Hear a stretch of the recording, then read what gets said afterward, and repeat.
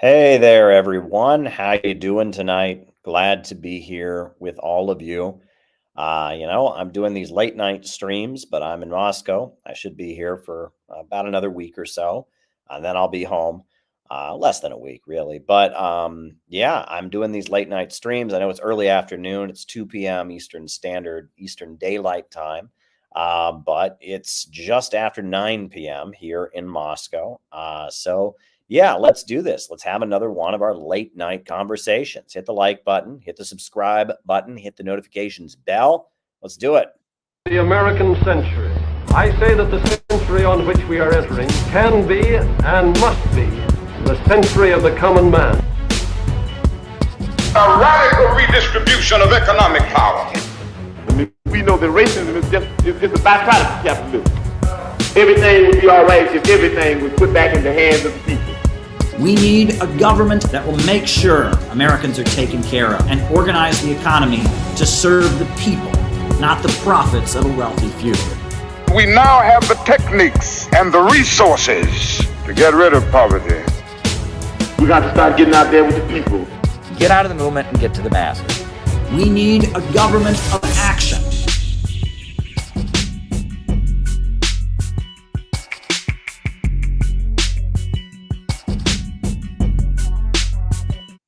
Welcome, everybody.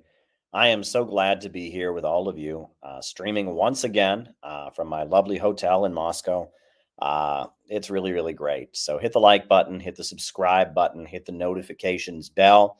The way that these streams work, just the same as always, is I give my opening remarks, which is whatever I feel like talking about, and whatever I feel like talking about, whatever's on my mind. I give those remarks, but while I am giving them, I am keeping note of the super chats that are coming in, what it is that people who are watching want me to comment on. So if there's something you would like me to talk about in the second half of our show, send me a super chat. Send me a super chat. Now, usually I stream on Rockfin and Rumble also, but I'm having trouble logging in from here. So right now it's just YouTube. But if you're watching and there's something you want me to talk about in the second half of the show, just send me a super chat and I will make a point of talking about that thing. I'll sure talk about that thing, or, to some degree or other. We'll see. I try to respond to all the super chats. Every so often I get a super chat that is just so off the wall or offensive or trying to incite me to fight with somebody else. Sometimes I don't, but for the most part, I answer super chats. And shout out to everyone in the chat tonight. Johnny Blaze, my man, Johnny Blaze. Jamie N, my man, Jamie N. Both of you are awesome. Awesome. So glad to have you. So glad to have you, Johnny Blaze. And so glad to have you, Jamie N. And we're going to have yet another great late night conversation. It's actually late night over here. It's mid-afternoon. A mid-afternoon conversation for all of you in the United States of America. I am still in Moscow. Good afternoon, as Jenny Lynn says. Before we get going here, just a quick reminder, for those of you who may not be aware, we are having a National Center for Political Innovation educational workshop coming up at the end of April 26th through April 29th in Vermont. The Center for Political Innovation is having a workshop. It's going to be awesome. And it's going to be very great. It'll be a good opportunity to meet people who have anti-imperialist views. It'll be a great opportunity to get to know what our organization is all about.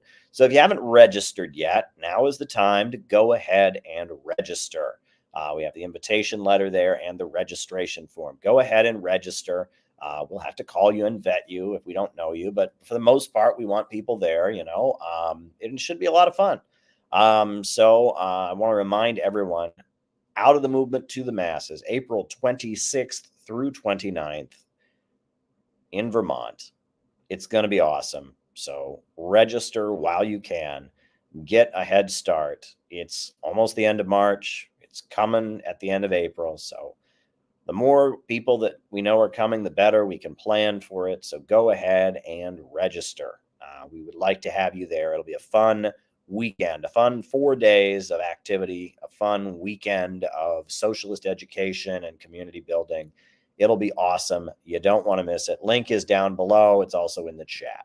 So just wanted to quickly remind everyone about that upcoming event. And as I said before, the way these streams work is I give my opening remarks. My opening remarks are followed by a roll call, and then I answer super chat questions for the rest of the night. So if there's something you would like me to talk about in the second half of the show, all you need to do is send me a super chat. Super chats make the second half of the show happen. Support the work of the Center for Political Innovation and of my own YouTube work. Support this channel and our activities here. Support our work. Go for it. So on that note, folks, I am going to jump into my opening remarks. I'm going to jump into my opening remarks for tonight. And these opening remarks tonight are inspired by a conversation that I have been having with people, a lot of different friends. And I've been having this conversation with them over the past year. And I've been collecting my thoughts on it because it is a rather serious topic. And I'm going to come at it from a number of different angles because this is something that I take very seriously, not something I take lightly. We should take this stuff very, very seriously, right? From the time that I was 15 years old right up to today, communism has played a very, very important role in my life. Identifying as a communist, studying Marxist theory, Marxist economics, traveling to countries that are resisting the imperialists, teaching people socialist and anti-imperialist Marxist concepts, engaging in activism, motivated by my communist principles, trying to build the Center for Political Innovation to teach people. That's been a really important way of seeing things for me. The fact that when I was 15 years old, I discovered I'd been lied to about communism. I'd been told that communism never worked anywhere, never had any successes. It had been a total failure. And through a process I've talked about on these streams before, I discovered that no, the Soviet Union became an industrial superpower, saved the world from Hitler, that invented space travel, that electrified the whole country, that China with communism became the second largest economy in the world, that all over the world communism has had astounding economic successes, and that this claim that we just constantly hear in the United States, no communist society has ever achieved anything. Everyone just starves and is miserable the whole time. It's just bullshit. And it was discovering that at a young age that launched me on a journey that has led me to where I am today, right? I'm sitting in a hotel in Moscow. I just finished leading the American delegation to the World Youth Festival, where I asked a question to the Russian president. Now I'm sitting in a hotel in Moscow about to be an election observer in Russia, where the Communist Party is a really big part of the elections. Well, folks, that makes this conversation, this question, that I titled the stream tonight. Can you be a communist in 2024? And what does it mean? And it makes it very disorienting for me to have to do the stream this way. I have to answer this question, but there's just some things we have to face, right? There are just some things that we can't avoid. For the majority of my political life in the United States of America, if I said I was a communist, most people would go, what? How can you be that thing? I've never met anyone who's one of those. What? I thought communism fit. And I could then tell them what I just told you. The Soviet Union had great successes. We are living in an economic system where people are homeless because there are too many houses, and people are hungry because there's too much food. That's driving our country into all kinds of wars as the population gets poorer and poorer. It used to be that when I told people in the United States that I was a communist, there was a blank slate that opened up, and I could write on that slate principles that I believed in. It was a conversation starter. It was a way of telling people what I believed. However, for the last 3, 4, maybe even 5 years, it hasn't been that way. Right? It's not the way it used to be. It ain't like it used to be, right? That's an old, right? Things just ain't like they used to be. Well, now when I tell people in the United States that I'm a communist, they don't ask me what I believe. They immediately assume that I believe certain things. And those things that they assume I believe are things that I do not believe. If I say I'm a communist, your average American will say, "Oh, you're a pink-haired teenager who thinks that Donald Trump is a Nazi and that all Trump supporters are Nazis and is obsessed with transgender politics and wants to go out and violently burn buildings to hate police because Black Lives Matter." And if you look at me, I'm clearly not that. I mean, I don't think I was ever that. I might have been closer to something like that in my 20s, but I don't think I was ever that. I've never been that. And especially now in my life, I'm not that. And so it presents a little bit of a problem. It presents a bit of a problem. If you go around in America telling people that you are a communist, they don't think, "Oh, you're like North Korea. Oh, you're like China. Oh, you're like Vietnam. Oh, you're like Nicaragua. Oh, you're like Venezuela. Oh, you're like, these countries that are led by Marxist parties that are organizing centrally planned economies and trying to raise their people up out of poverty and battling against the global system of monopoly capitalism." They don't think that. Instead, they think that you are somebody that most American people don't like. And I don't like. I can't stand those people. And they all hate my guts, right? They all think I'm a Nazi. These are the people that make my life miserable, honestly. Right? I mean, there's honestly no group of people in the American political spectrum that annoy me more than the people that people think I am if I tell them I'm a communist. Right? Because I'm genuinely annoyed by those people, right? The pink-haired, woke, check your pronouns, you're a racist, you're a nut. I hate those people. I find them to be really, really obnoxious. Now, obviously, there's other people that I disagree with. I argue vehemently with libertarians. I argue vehemently with other people. I'm certainly no fan of anyone who's espousing any kind of racial or ethnic bigotry of any kind. I find, bigotry and hate, sickening. I mean, they're not the only people I disagree with, but in terms of who gets on my nerves, it's those people. And those people don't agree with me on anything.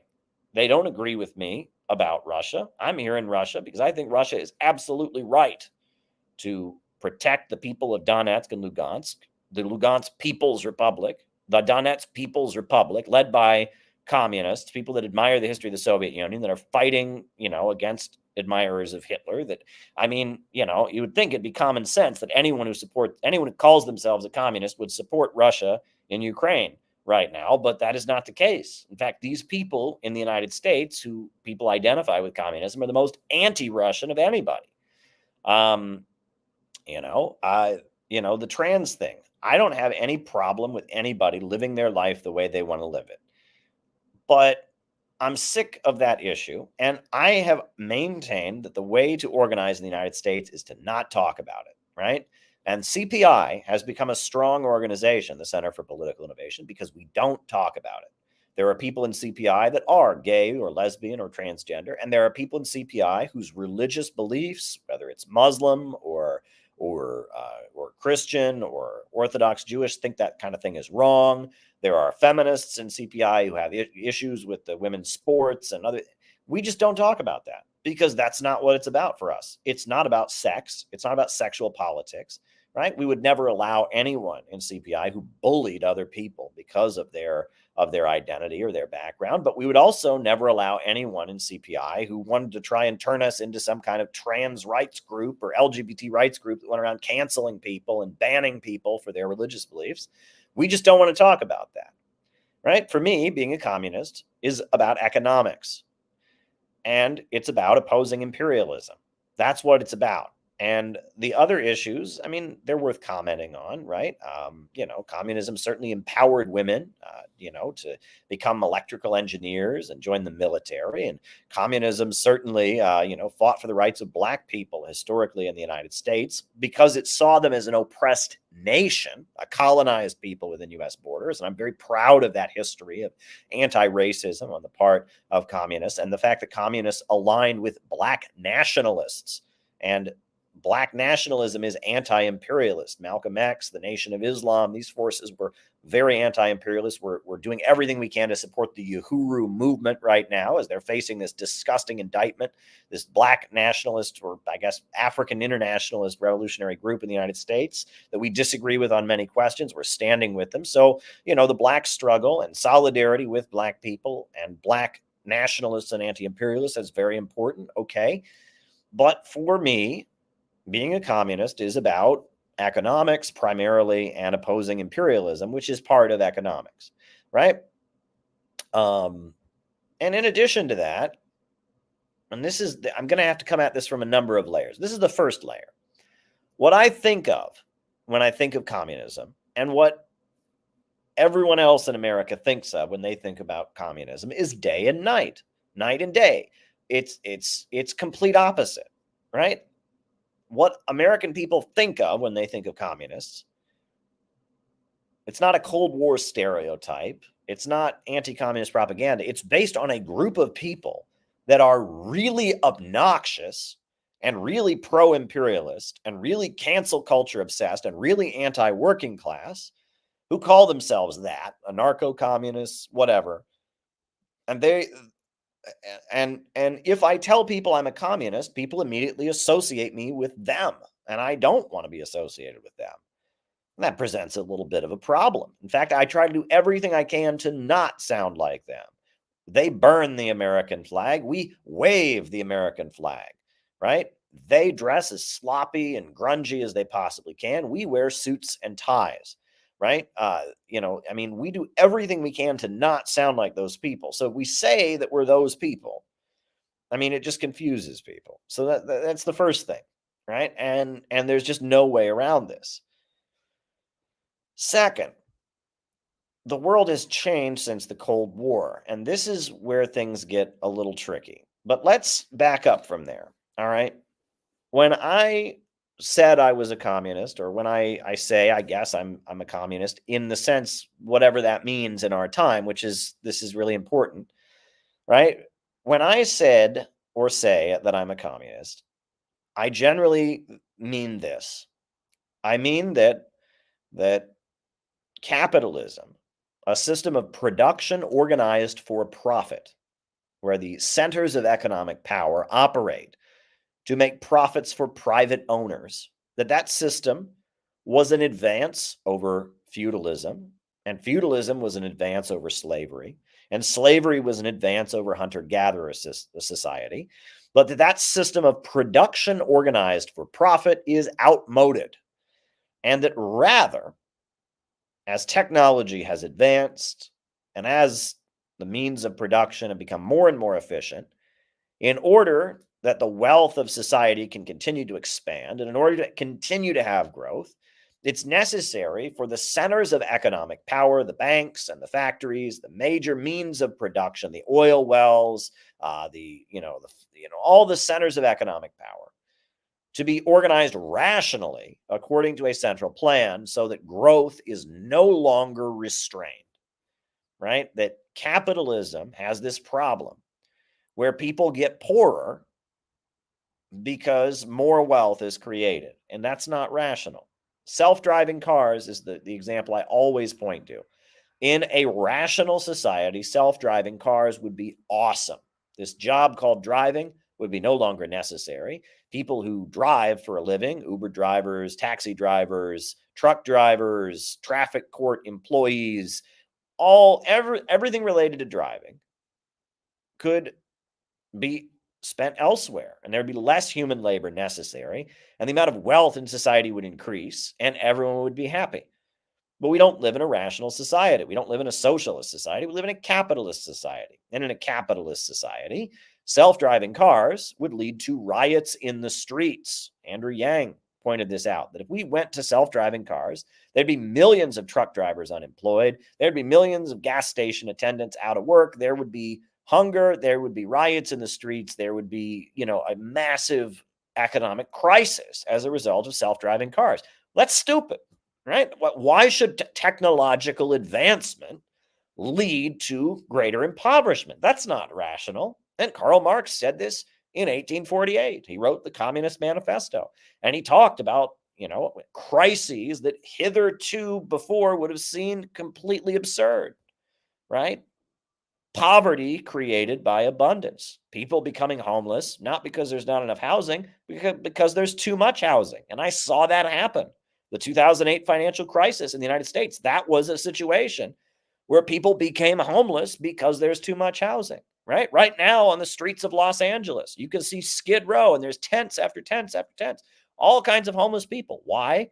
Because there's too much housing, right? If there wasn't as much housing, then people would be employed, and abundance leads to poverty in the capitalist system. That's not rational. Socialism is a society where the means of production and the centers of economic power are rationally organized so that growth can continue. Socialism is pro-growth. That's a point I just can't make enough. Now there's all these people talking about degrowth socialism. No, degrowth and socialism have nothing to do with each other, number one. Number two, right? When I talk about socialism, and communism, I'm talking about imperialism. We don't just live in ordinary capitalism. Capitalism is a society where the means of production function according to profits. But we live in a stage of capitalism. Capitalism has developed into imperialism. Capitalism in its monopolistic stage, where the world is essentially ruled by a small group of billionaire bankers and monopolists, big, huge corporations that are, they call them trusts, cartels, and syndicates based in Western countries, dominate global production, and they hold back economic development. And all over the world, in Africa and in Asia and Latin America, there's people that want to raise their country up from poverty, but they can't because the economy of their country is dominated by Western corporations that keep them poor. The export of capital. These big corporations and financial institutions in the West spread their tentacles all over the planet, and they hold back development. Mexico, they've been growing their own food in Mexico for thousands of years, since before Christopher Columbus ever showed up. But then Bill Clinton enacted NAFTA, and now the Mexican farmers have all been put out of business, and they import all their food from the United States, from American agribusiness. Mexico has been underdeveloped. Their ability to create their own food, their own domestic economy has been crushed, right? The same thing happened in Haiti. The British Empire went to India, and it burned all the textile looms, and it forced them to import their cloth from Britain, because this is what imperialism is. It is the capturing the captive market. It's the export of capital, dominating impoverished countries, preventing them from developing and having their own industrial development, keeping them in a state of chronic poverty, using them to dump your excess products, right? This is imperialism, the highest stage of capitalism. There's many examples of this. What is the most oil-rich country in Africa? Nigeria. The Niger Delta region of Nigeria produces more oil at this point than any other part of Africa.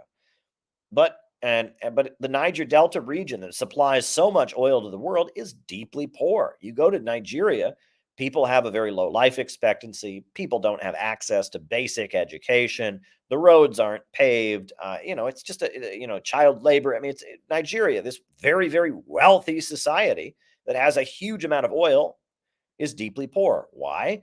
Because that oil is under the control of ExxonMobil, BP, Shell, and Chevron. And American corporations get rich from Nigeria's oil, and the Nigerians stay poor. And that's called imperialism, right? That is imperialism. And that's what capitalism has evolved into. And that's, when the libertarians, they're like, well, it's crony capitalism. Well, all capitalism is crony capitalism. But this is a special kind of global crony capitalism, globalist crony capitalism, where the World Bank and the International Monetary Fund and these huge financial institutions, the HSBC Bank and the Chase, J.P. Morgan Chase Bank and the Bank of America and these huge financial entities, General Electric, and I mean these huge multinational trusts, cartels, and syndicates hold back development around the world and keep the world poor.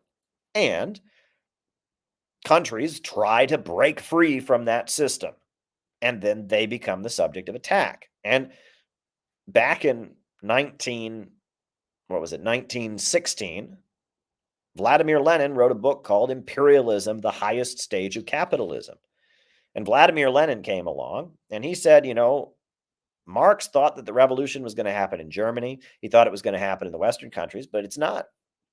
It's going to happen in the colonized world. It's going to happen in Africa. It's going to happen in Asia. It's going to happen in the East rather than the West. And why is it going to happen there? Because it will be fought on the basis of entire nations fighting for their national liberation. The oppressed nations struggling against imperialism, struggling to raise their people up out of poverty, would be forced to adopt a socialist economic system in order to free their country. And this is important, right? That Western imperialism, Western capitalism would dominate a country. So the whole country, the different classes, the workers, the peasants, even the national capitalists would come together, and under the leadership of communists, they would break the chains of their country and establish national liberation to raise their country up, to industrialize their homeland. And that was the story of the 20th century. It started out with Russia, Soviet Union, right? Russia had been an agrarian, impoverished country, but after the Soviet Union came into existence, you had the 5-year economic plans. They were building the world's greatest hydroelectric power plants. They wiped out illiteracy, modern university systems. I mean, they raised the country up. Libya had a socialist revolution led by Gaddafi, and Libya became the most prosperous country on the African continent, built the world's greatest irrigation system, largest irrigation system, the Great Man-Made River. Cuba, under the leadership of Fidel Castro, built the world's greatest medical system, wiped out illiteracy, lifted all kinds of people out of poverty. And there's many countries around the world that have adopted a socialist economic system, kicked the imperialists out of their country, and raised their people up. And they've used socialist central planning to do it. They've organized it. They haven't had the chaos of the market. They've had a centrally planned socialistic economy to raise their people up. China is probably the most successful example of that. China used to be the sick man of Asia. Now China is the second largest economy in the world, thanks to socialism, central planning. Right? Vietnam, they've had an astronomical success with their socialist-oriented market economy. And that this is the story of the 20th century. The Cold War was not a war between freedom and dictatorship. It was a war between the Western capitalist imperialist system and the countries around the world that were breaking out of that system. And that was the 20th century. And great things happen in the 20th century, like Russia and China industrializing, like, Libya industrializing and raising its people up. But a lot of bad things happened too. Millions of people were killed in Vietnam. Millions of people were killed on the Korean Peninsula. And when I call myself a communist, this is what I'm talking about. It means that I am an advocate of this new global order that rejects the domination of the World Bank and the World Economic Forum and Wall Street and London. I am an advocate of countries breaking free from imperialism, breaking their country out of the domination of Western capitalism, seizing control of their own economy and building. And furthermore, I maintain that it is ultimately in the interests of the American working class and the American people if they want a better life, to do the same thing here in the homeland. There was a time when imperialism benefited American workers, right? At least some of us, the white workers, right? We had our 1950s house and car and all that. But that was over, right? That's long gone. Now they are deindustrializing America. Now our life expectancy is the lowest it has been in 25 years. And things are getting worse for the American working class, while the big bankers and billionaires that run our country are focused on maintaining a global system to reap super profits from across the planet. And they have really no interest in making sure that the American working class has a better life. So the working people of America need to align with Russia and China and Venezuela and Iran and Cuba and all the countries that are fighting imperialism. And we need to oppose imperialism. We need to build a united front to defeat imperialism in the homeland, right? We need to build an anti-monopoly coalition and break the United States out of imperialism and build a United States that works in the interests of the American people and is friendly with the new economy that's rising up from poverty. Now, that all sounds very, very communist to me, right? But it has nothing to do with what these woke shitheads believe, right? These woke shitheads, they want to cancel people for being transphobic, and they want to set up worker cooperatives, and they think growth is bad. Economic growth is bad. We should just all go back to nature. I just told you what I believe, right? Marx and his critique of capitalism and understanding that capitalism creates overproduction, that human society is constantly advancing to a higher mode of production, right? This is called historical materialism, from hunter-gatherers to slavery to feudalism to capitalism leading to eventually socialism, and then socialism eventually leading toward that ultimate goal of a world with so much wealth and abundance that there's no need for a state at all, that we can kind of just do what we need to do from each according to their own ability, right? That I take that from Marx. That understanding of history is absolutely correct. That's the way human beings are going. Capitalism does have this problem of overproduction and the tendency of the falling rate of profit, abundance creating poverty, technological progress leading to economic crisis. All of this I accept. Lenin had his understanding of imperialism, the highest stage of capitalism. And Lenin understood that the fight against capitalism wasn't going to be in the Western countries, but it would be entire nations struggling to free their people, and that nationalism of the oppressed is a good thing because, fighting for the freedom of China made China a socialist society. Fighting for the freedom of Libya made Libya a socialist society. Fighting for the freedom of Cuba, right? And that battles for national liberation from oppressed and colonized nations must be supported. So I take that from Lenin. What else? I guess, some people think that capitalism in the West can just kind of naturally, sort of slowly turn into socialism. That's not going to happen. Rather, it is a struggle for state power. It's a struggle to seize control of the government, right? The anarchist tendency says it's purely an economic struggle. They just want to form worker co-ops or whatever. The social democratic current says we can just kind of adjust the capitalist society a little bit by little bit and it'll become socialist. Well, Lenin clarifies in his book, The State and Revolution, he clarifies that no, it is a struggle for the seizure of political power, right? And is taking control of the state and using the state to create socialism. So I take that from Lenin as well. So Marxism, Leninism is pretty essential in what I believe. But at the same time, right, the world has changed. Number one, the world has changed, and there are things that don't line up, and this is where it gets murky, right? So when I tell you that there's all these people going around now who call themselves communists that don't believe anything close to what I believe, that's not just an accident, because they wouldn't have done that in the 80s, and they wouldn't have done that in the 70s.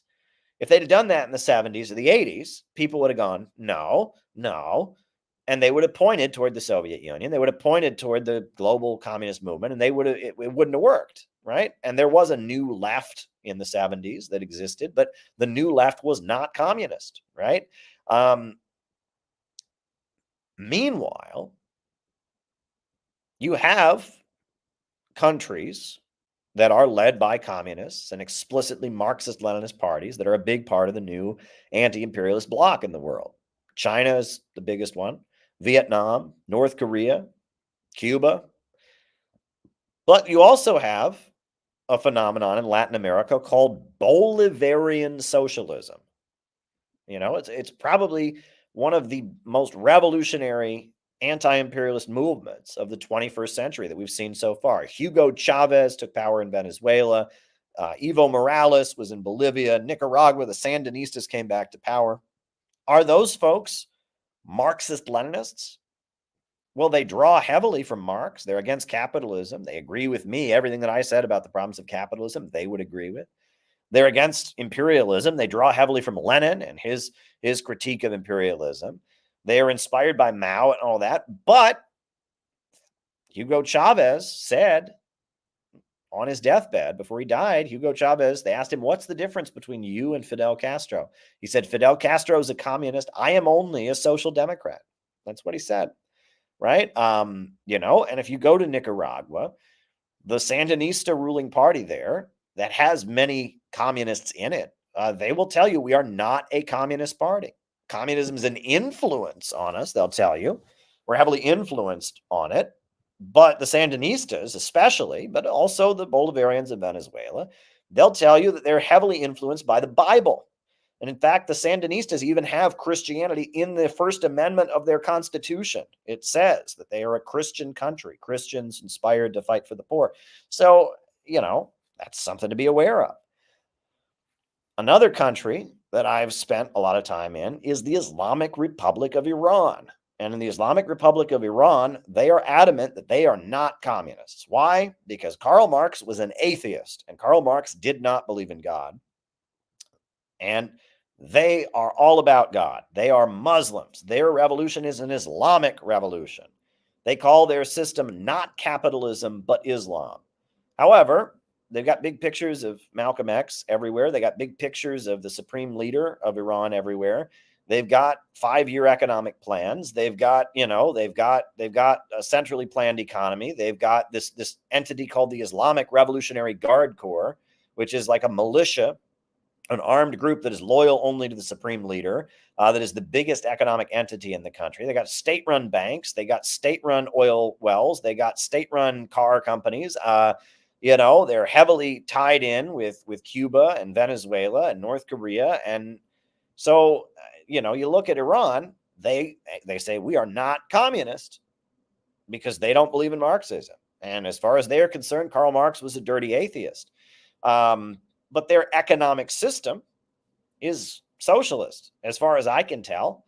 I mean, and, there's a market sector there. And we'll get to that in a second. But I mean, so I look at Iran and they don't call themselves communists, but they're aligned with all the communist governments. They're fighting the imperialists. So, I mean, I love the Iranians, right? I mean, like, that works for me. Like, I don't, maybe if I was in Iran, I might have a different opinion about things. But as someone who opposes the Western capitalist system living in the West, I look at Iran and say, badass, right? Iran stands with the Palestinians. Iran stands with the Houthis. Iran stands with North Korea. Iran stands with Cuba. Iran stands with Russia. Like, what more looks good to me. They have a centrally planned economy, raising their people up out of poverty.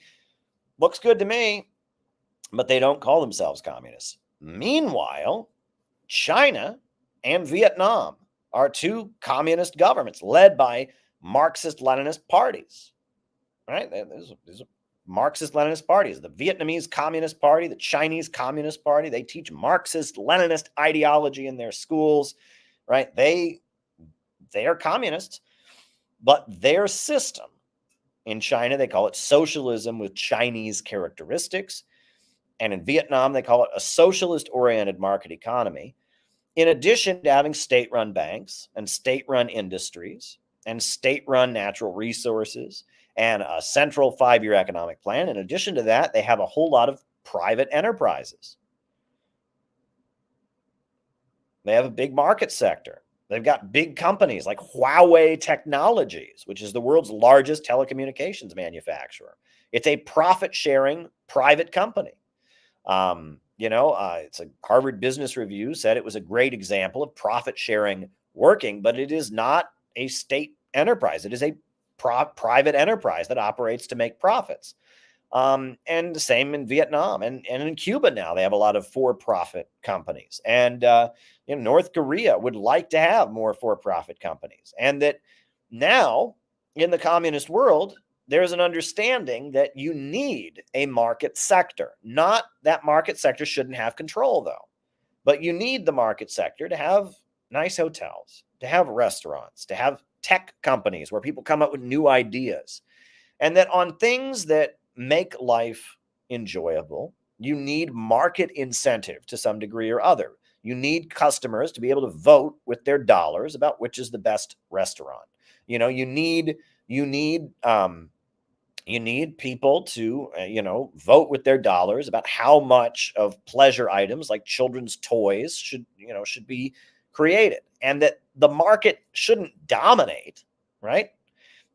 But you need a market sector to some degree or other. You need it, but it shouldn't be dominant, right? It shouldn't run healthcare. It shouldn't run heavy industry. It shouldn't run banking. It shouldn't control the purse strings of who gets loans and who doesn't get loans. It shouldn't control housing, et cetera. But that there's a role for the market to play, and that the Soviet Union kind of needed that. That in the 80s, the Soviet Union was having a lot of problems. And there was a lot of very frustrated, smart people in the Soviet Union, engineers and scientists and educated folks who were very frustrated because they couldn't use their talent. They couldn't put their new ideas into practice. So the socialism that's rising around the world today, in some places, it doesn't even call itself socialism.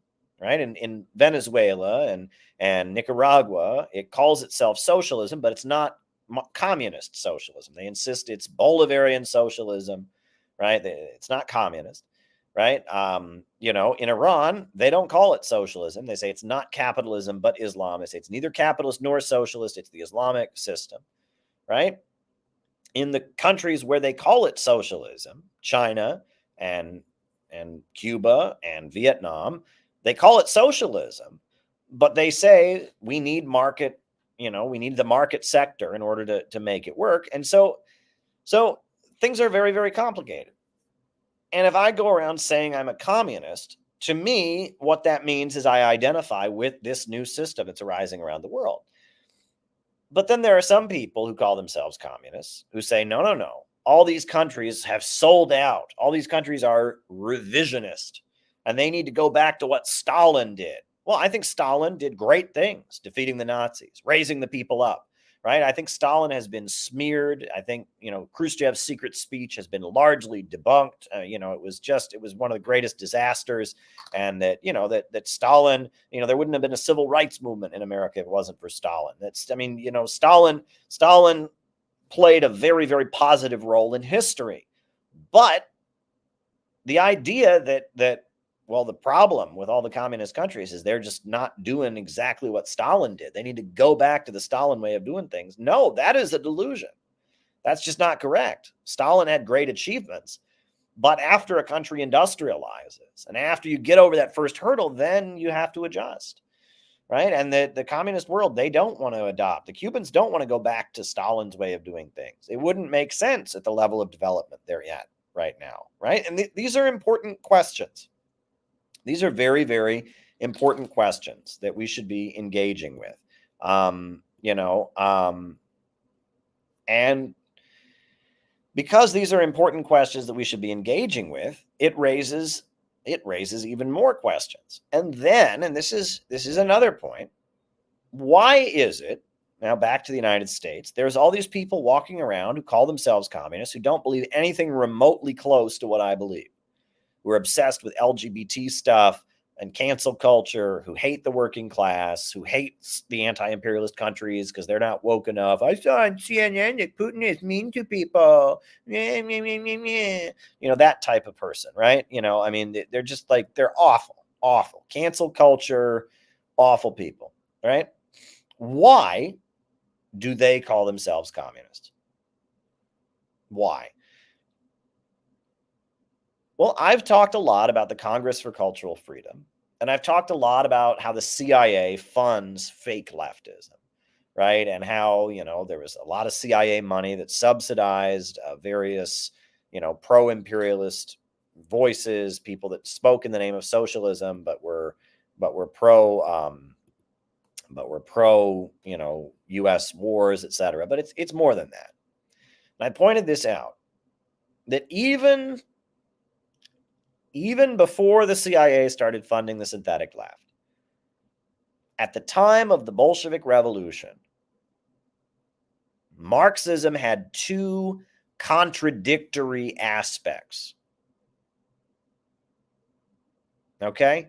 And this is something that it's taken me years to figure this out. And I tried to express it in the textbook, City Builders and Vandals in Our Age, or We Are City Builders. I expressed it, but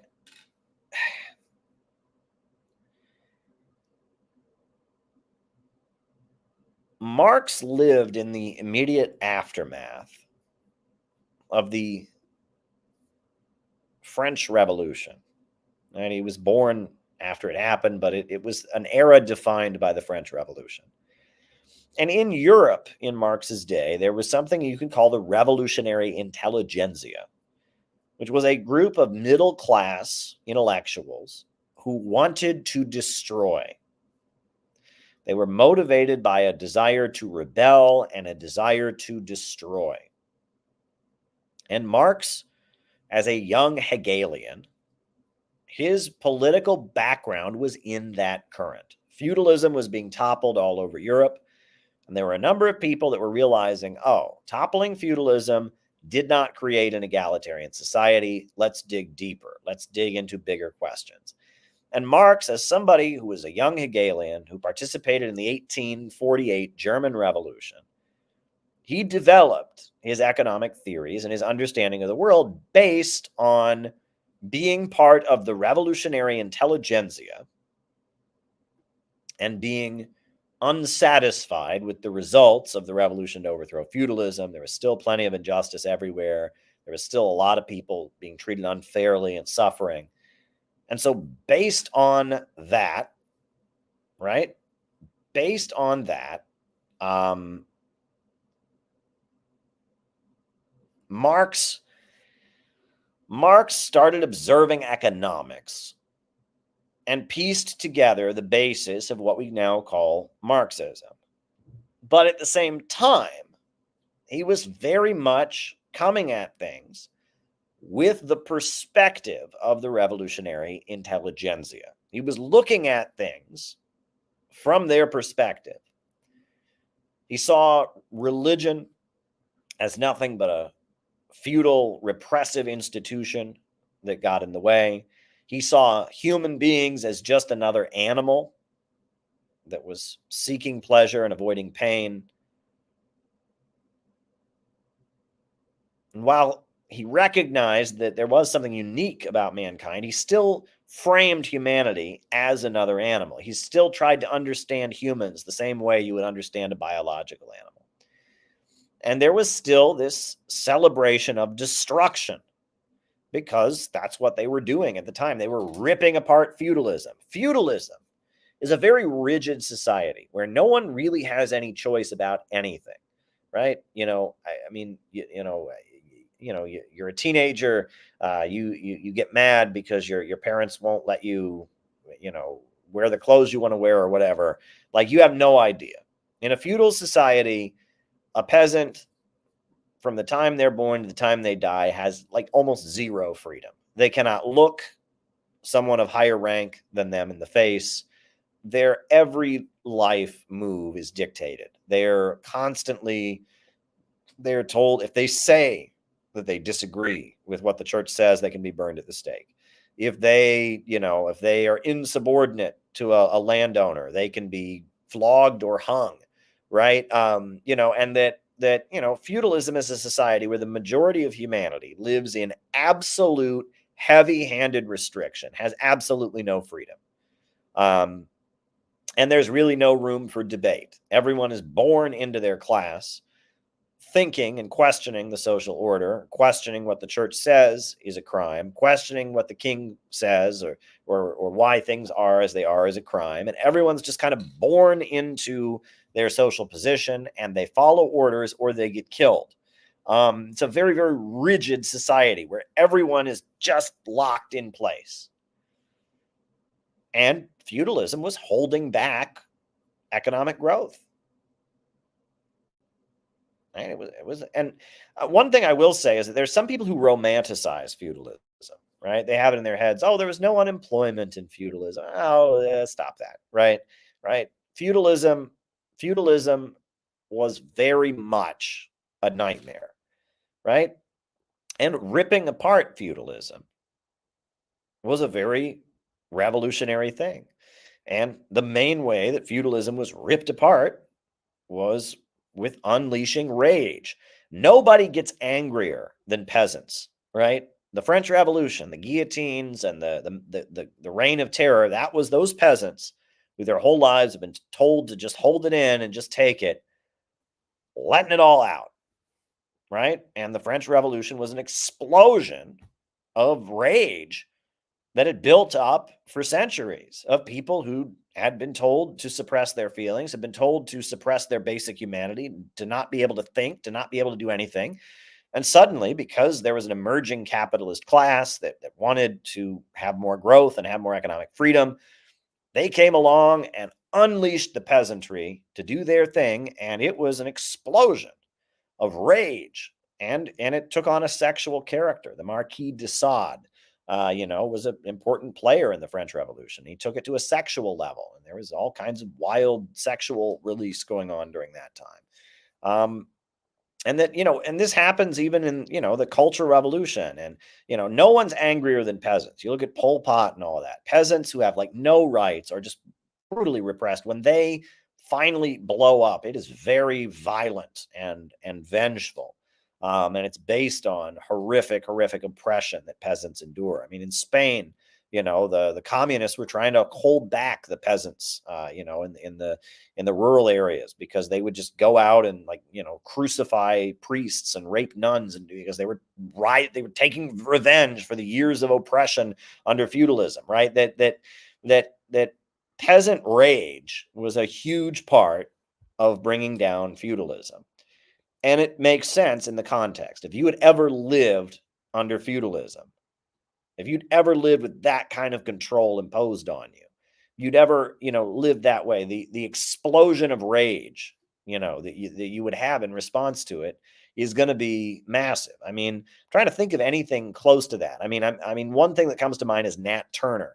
But even Nat Turner, Nat Turner led this slave uprising in Virginia, right? Slavery is like a semi-feudal thing. It was in the context of capitalism. Slaves were producing for profit, but they were still owned by somebody else. They still had no human rights. And many people comment, even people that sympathize with Nat Turner and his slave uprising. I actually got in trouble for sympathizing with Nat Turner when I was in school. I remember, I admired Nat Turner, and I read the Confessions of Nat Turner when I was in school. And I remember my parents were approached. Oh my God, your son is admiring this very violent slave rebel. And I'm thinking, he was a slave. He was fighting for his freedom. But Nat Turner, while he was fighting against slavery in Virginia, Southampton, Virginia, he was quite violent. There were, a lot of people who got killed. It was pretty ugly, because anyone who's lived under those conditions, when they start breaking their chains, it gets pretty ugly pretty quick. There's just no way around that. But that mindset, right, of we've been held down, now we're going to release it all. That's kind of what people associate with the left, because that was the spirit of the French Revolution, right? That was the spirit of the French Revolution. We're going to release it all, right? All the chains that bind us, all the restraints on our impulses, all the people telling us to be silent when we're full of anger. We're going to release it all. We're going to release it all. That was the French Revolution. And that's why red became associated with revolution, because red is the color of rage, red is the color of sexual passion, and red was associated with all letting all these feelings out. Um, and I mean, it made sense. It was a stage that society went through, right? Feudalism had to be ripped apart, right? It was, I mean, feudalism was holding back development. Feudalism was a very ugly, repressive system. But at the same time, we live in very different times. Feudalism is long gone. Feudalism is long gone. And Marxism as a movement, the struggle to create socialism, came into the world stamped with that mindset, the mindset of rebellion, their mindset of unleashing impulses. And so at the time of the Russian Revolution, it was a bit of a contradiction. And I pointed out that the Bolsheviks had a dual character. On the one hand, they were very much, Lenin was a middle-class guy who'd spent his time in exile, and Alexandra Kollontai was an advocate of sexual freedom, and that there were a lot of people. The bulk of the Bolshevik Party's leadership were people that were from the middle class that wanted to rally the masses to unleash their rage. However, right, ultimately, what made the Bolshevik Revolution successful was a call not for chaos, but for stability.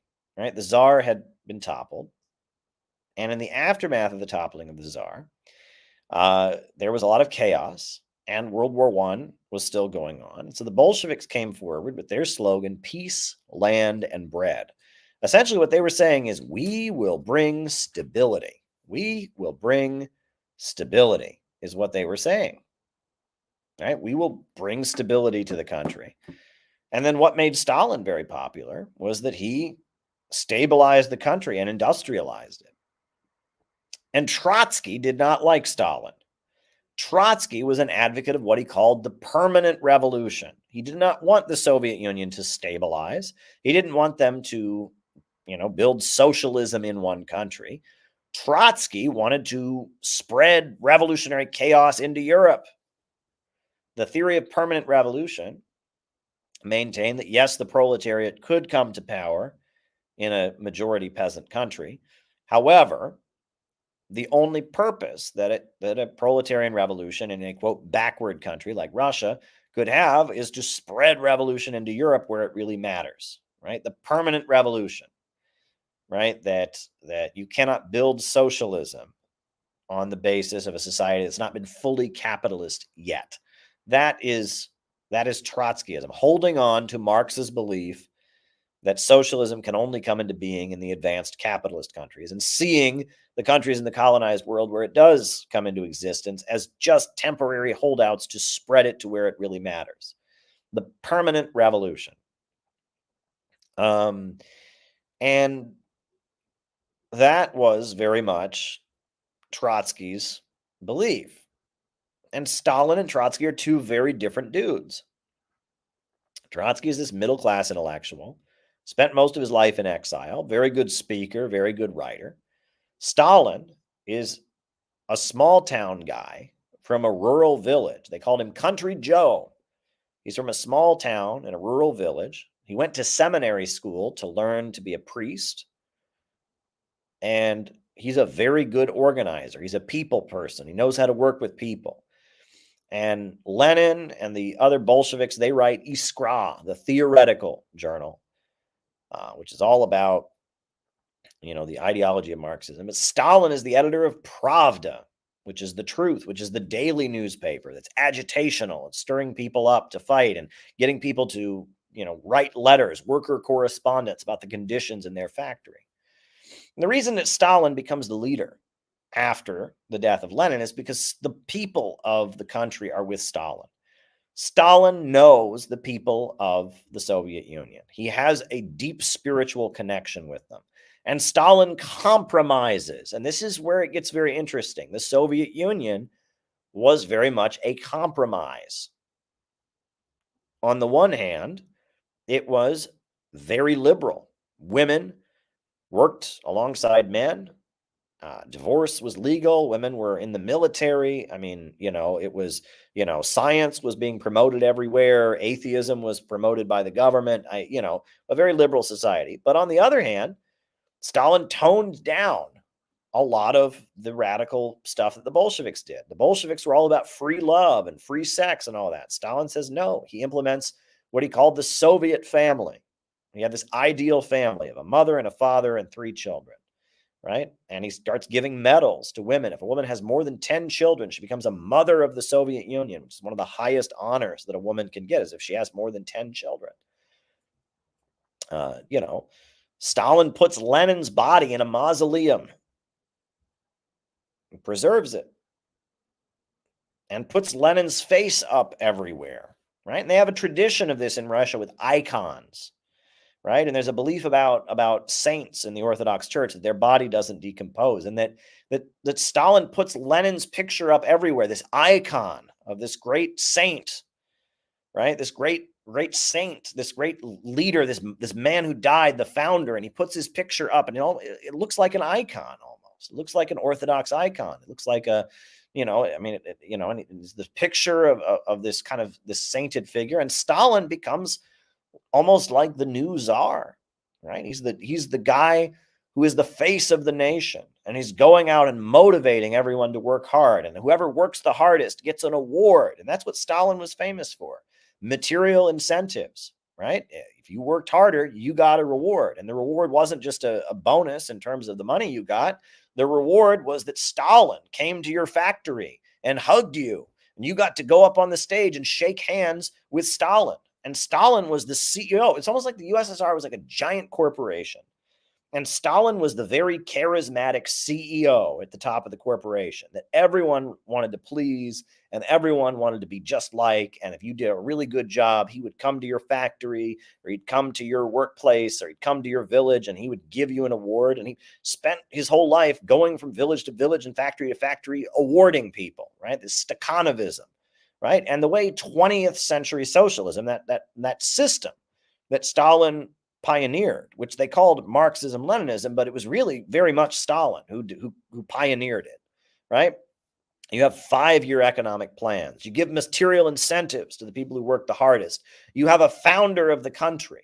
You have a revolutionary leader whose picture is everywhere, like a religious icon, right? You promote the family, right? And you talk about the family values of the mother and the father and the 3 children. And I mean, it's a weird merger of the revolutionary intelligentsia and their radical ideas and socialist economics with the tradition of feudalism. Right? And a lot of people don't want to admit this. You get people either they admit it because they're Trotskyites and they just want to denounce the USSR, or they just don't want to acknowledge it. And I'm just telling you, these are just facts, right? And this is stuff that Alexander Dugin talks about. The USSR as a social system was very successful, especially in its early years. And what they achieved, I mean, in the face of everything, defeating the Nazi invaders, industrializing the country, inventing space travel. I mean, what they achieved was astronomical. And it proves anyone who tells you that socialism doesn't work, and socialism failed everywhere it's ever been tried, doesn't know what the fuck they're talking about. I mean, what they achieved was miraculous. What they achieved in the face of so much opposition. You cannot imagine what they were up against, right? They had the whole world against them practically, but they managed to build their country up, defeat the Nazis, invent space travel, industrialize, and spread industrialization. They built the power plants that electrified Egypt. They had built the power plants that electrified Syria. They started China on the road to building up its own independence. I mean, you have what the Soviet Union was able to accomplish is astronomical. So anything that we point out that may sound detrimental has to be understood in that context. And we're not even being detrimental. We're just pointing out that the system that came into existence during the Cold War had elements of left and right in it.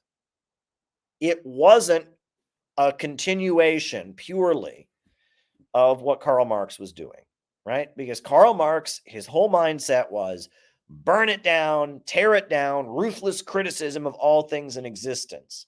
He very much had the mindset of a French revolutionary. He was an atheist. He was a radical. He wanted to, when there's like a thing where they asked Karl Marx to describe your best feeling. He said to fight, right? That was Marx, right? Marx was a radical. Marx was a rebel in his spirit. He was a rebel. And the mindset of the Soviet Union when it was achieving the real miracles it was achieving was not a rebel mindset. It wasn't a destructive, vengeful, peasant, revenge, middle-class, revolutionary intelligentsia mindset. That's just not what it was. Trotsky held on to that. Stalin broke with it. Okay? Stalin, at least in the mindset and the psychology, was a step away from Marx, and that was good.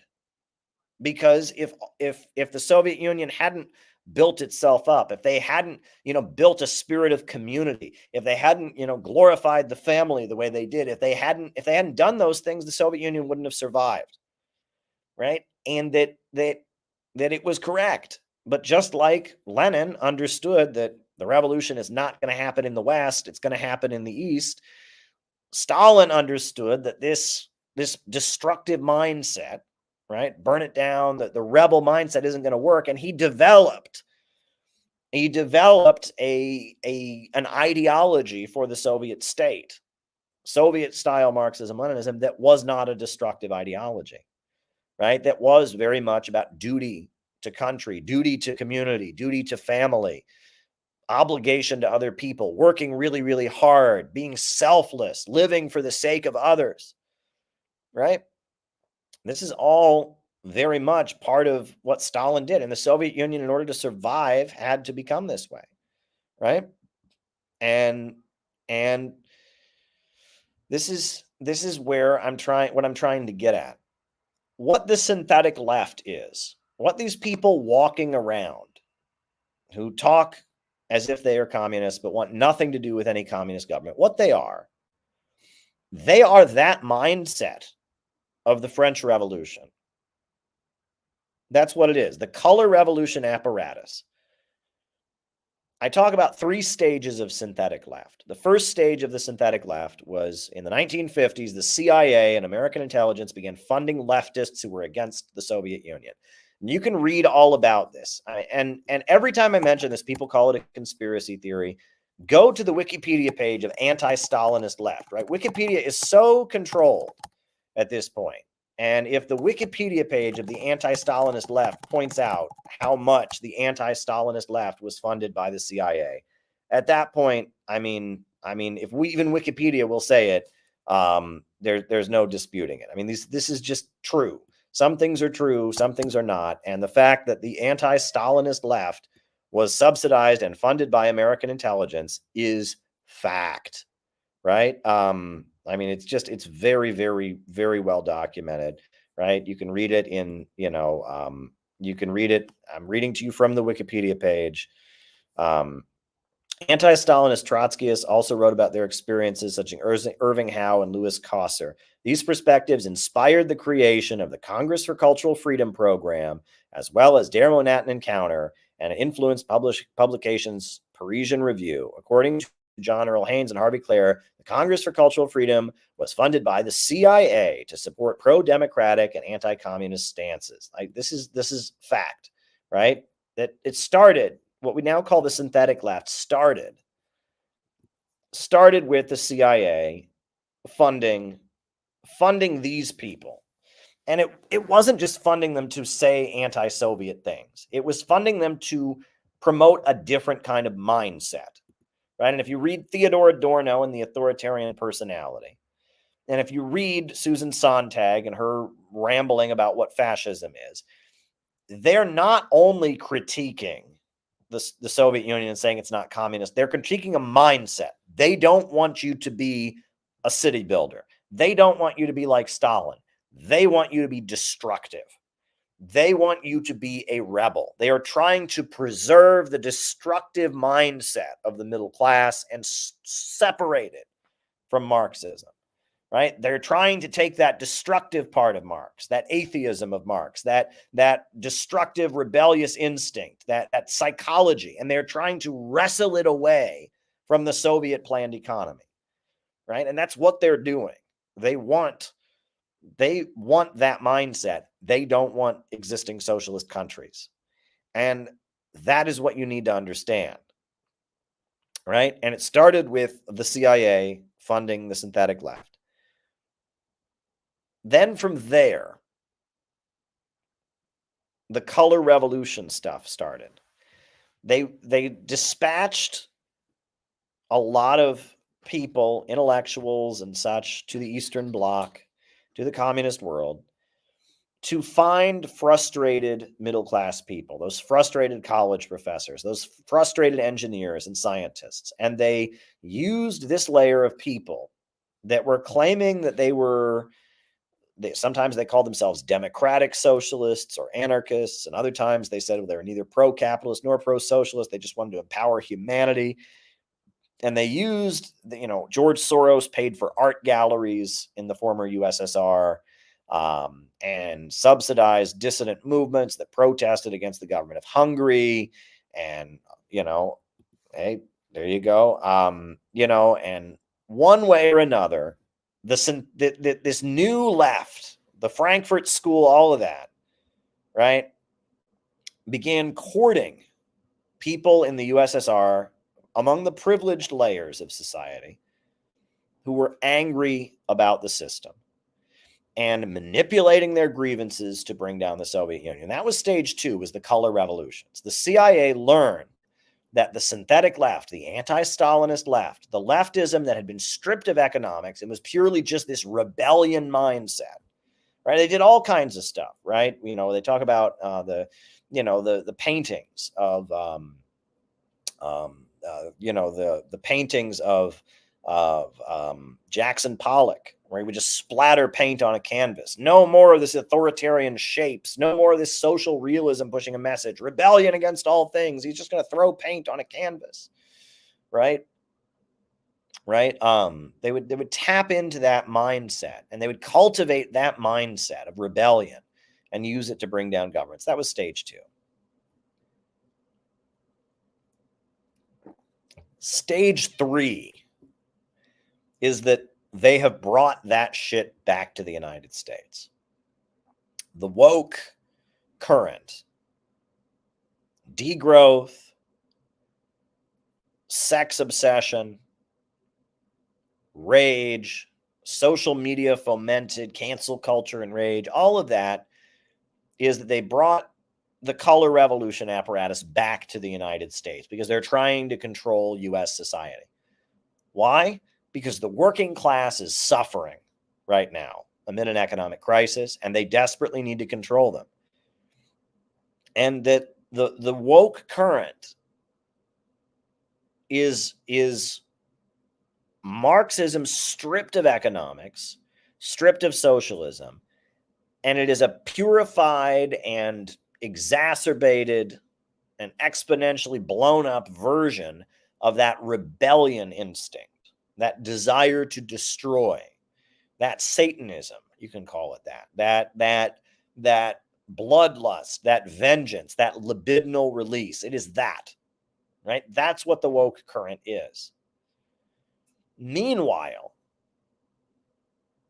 the reason that those people want nothing to do, even though they might call themselves communists, they want nothing to do with Vietnam or China or Cuba or Venezuela or Nicaragua or North Korea or any of the communist governments, is because the communist governments have largely moved away from that stuff. Right? Socialism with Chinese characteristics is not urging young people to go out and burn things and rebel. It's urging young people to work really hard because they love their country and to build a better country.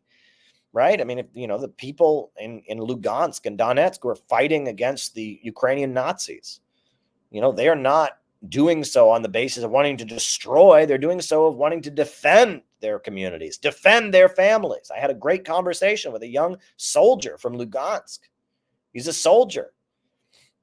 And I talked to him. He quit university so he could join the military to protect his family, to protect his community. He's an upstanding, patriotic young man, right? He's a communist, right? He calls himself a communist. He's proud of Lenin, and he's fighting for the Lugansk People's Republic, communist republic, but it's a different thing.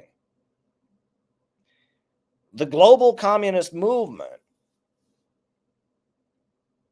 has moved in a completely different direction. And the left, if you want to call that, has moved in another direction. And so that then brings us back to the original question. What does it mean to call yourself a communist in 2024? What does it mean? Well, for me, it means that I study Marx and the economics. I study Lenin and his theory of imperialism, and I align myself with the global anti-imperialist movement. But I take guidance and leadership from the global anti-imperialist movement in understanding why a lot of the philosophy of Marxism, dialectical materialism, why a lot of the mindset of Karl Marx, why a lot of that stuff needs to be broken with. Right? And these are very complex ideas. This isn't simple. This isn't petty sloganeering. But this is what we need to understand. And, that's why we're the Center for Political Innovation. We're not the Center for Communism, because the world has changed. And that wouldn't make any sense. And that what we're doing in the United States is we're innovating, because the world has changed and socialist countries have innovated.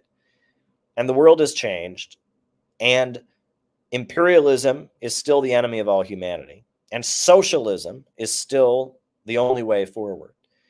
And there are a number of countries around the world that have broken out of Western capitalism and adopted a socialist system and have raised their people up from poverty, and I support those countries. And the West is dying because profits are in command and human life doesn't matter, and people are being alienated from each other, and human solidarity is being broken down, and people are viewed as mere financial calculations. So all of the overall Marxist-Leninist narrative is true. But in the modern context, you can't be a pure Marxist, because there are two sides. The woke left is on one side, and the global anti-imperialist camp is on the other side. And the two do not overlap. You cannot be a partisan of China and Russia and Cuba and Venezuela and Iran and be woke. And you cannot be woke and be anti-imperialist, right? The woke people are the imperialists. They are the color revolution apparatus. They are the cancel culture brigade. They think all these countries are Nazis, Meanwhile, these countries are all fighting very, very hard to make sure that woke crap never comes into their country, right? The Chinese work really hard to make sure the color revolution woke crowd never sets up shop over there, right? And the same in Cuba and the same in Iran and Venezuela. They don't want any of that woke stuff to come there because they know it's destructive and that it serves imperialism. And so when we talk about being the city building tendency, city builders, when we talk about being the Center for Political Innovation, what we're doing is we're clarifying. We're speaking in a way that makes clear that we're not the woke left, and that we have a worldview that is in line with how most actual communist governments in the world see things right now. I'd say all communist governments in the world see things, but that worldview that they have in some way deviates from what Marx said, right? I mean, we should be honest. Marx, there was a mindset in Marx. There was a rebellious instinct in Marx. There was a satanic impulse that Marx attached himself to that made sense in the struggle to overthrow feudalism, that is very dangerous and problematic in our time. And that what we're doing in our time is we're not trying to enhance people's alienation from each other. We're not trying to get people to rebel. We're trying to get people to come together and learn to take care of each other. That's what we're struggling to do. We're struggling to build a community of people who are committed to anti-imperialism, who can have each other's backs, who can protect each other, who can teach these ideas. That's what we're trying to do. And part of the problem that we've had, that anybody has organizing, you'll notice almost all the communist groups in the United States have fallen apart. Communism is wildly popular in the United States, whatever that means, but the communist groups are all falling apart because the young people that come into them have the mindset, burn it down, that they have this rebellious mindset that if something doesn't go their way, see ya, you know, and for a lot of the bulk of young people who say they believe in communism, it's nothing but social media performance, right? And if they don't get what they want, and if they are unsatisfied with something in a group, immediately they quit. Immediately they talk shit on the internet. That it just falls apart, right? And that we're trying to cultivate a community mindset on the part of people. That's what we're trying to do, and we're trying to get people to be in a group, and that's going to require people to think like city builders. One thing I was thinking about today, we've got to really push back against gangster aesthetics, right? Because many people in the Black community have complained about that, right? About how rap music has had a detrimental effect, etc. But I'm not just talking about rap music, right? I'm not. Because if you go and watch Hollywood movies now, they can be all about white people. The Wolf of Wall Street, right? That movie is all about, it's about a guy who's a crook, a white-collar crook, and he's making bling, and it's kind of that Donald Trump mindset of showing off your wealth, that attitude of like, you're going to fight with other people. Somebody disses you, you're going to mess them up. This is a gangster mentality, right? And many people in the Black community have said it has a very detrimental effect in the Black community.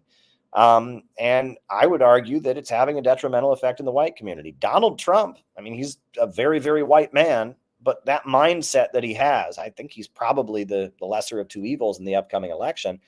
But the way he talks about payback against people he doesn't like, the way he flaunts his wealth, the trash talking and all that's just not healthy, right? It's not conducive to building an organization. And the reason that that's so popular right now is that that's the mindset of the ultra rich, right? As much as they don't, they talk about how the ultra rich don't flaunt their wealth. They're more dignified or whatever. But at the end of the day, they're in it for themselves. They have petty rivalries among each other, and I am one of the biggest defenders of gangster rap. There's nothing wrong with gangster rap. I listened to today. I was walking someplace in the hotel. I had my headphones on. I was listening to Gangster Paradise by Coolio. I feel like that stuff gets a bad rap, right? And I've pointed out many times that if you listen to some of these old Irish songs, they're just as much misogynistic, just as much violence, just as much crime, right? Whiskey in the Jar, one of my favorite Irish songs. It's about a guy who robs a cop at gunpoint and then takes the money home to his girlfriend, screws his girlfriend, gets drunk, and then his girlfriend turns him in and he goes to jail, and then his brother breaks him out of jail. It's like, so, if that's not, is that as bad as gangster rap? I think it is. I think it is, so there's nothing wrong with gangster rap, and I'm not against, listening to it or watching a movie that might glorify these kind of things, right? But we have to oppose that kind of mindset. And I feel like among a lot of communists on social media, there is kind of a gangster mindset, a gangster rap, like, look what I've got. Look at all that I did. Look how bad I am. Oh, this person dissed me. I'm going to mess them up. We can't be acting like that, right? The ideal communist in our time is not a gangster, right? The ideal communist, and look, there's an overlap, right? People look at Che Guevara and how sexy he is with his guns and all of that, and they think of that. But we got to get beyond that. The ideal communist in our time is not a gangster. It's not somebody who's badass, somebody who has really cool guns and no one can say shit to them because they mess them up. No, right? We've got to develop an archetype for the ideal communist in America right now, the ideal city builder, as being someone who loves their community, somebody who is very dedicated and cares for other people and is sympathetic to people who are struggling, somebody who lifts other people up, somebody who works really hard to build their own organization, right? We need to develop a different kind of archetype for what a good communist is, because this gangster stuff, and I see a lot of this gangster behavior, and you can't build a movement of gangsters, right? You can't, right? There's some interesting movies that have come out over the years, right? There was a movie called John Q, which got a lot of really bad reviews, but it was about a father whose son couldn't get health care, right? Couldn't get an operation he needed to survive. So the father took hostages. And the father is portrayed as this father who loves his son so much that he's standing up to the big healthcare companies and all of that. I don't know if you've seen John Q, but like that might be the kind of mindset. Obviously, we don't advocate any illegal activity or anything like that. But we need to think of like what might be someone we could promote. If you watch the movie Grapes of Wrath, the character of Tom Joad. Tom Joad, right? Whenever you see a cop beating a guy, right?